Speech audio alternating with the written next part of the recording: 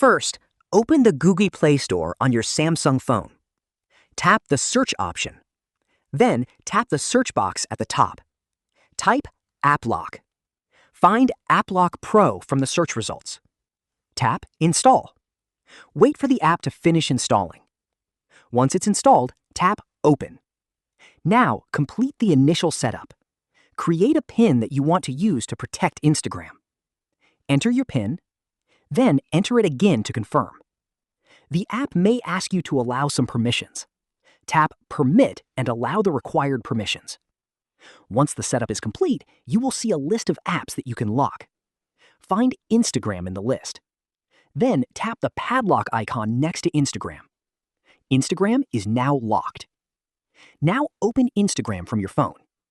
You will see the AppLock screen asking for your PIN. Enter the PIN you created earlier. After entering the correct PIN, Instagram will open normally. That's it! This is how you can lock Instagram on a Samsung phone. If you found this video helpful, don't forget to like the video, subscribe to our channel, and press the bell icon for more tutorials. Thanks for watching!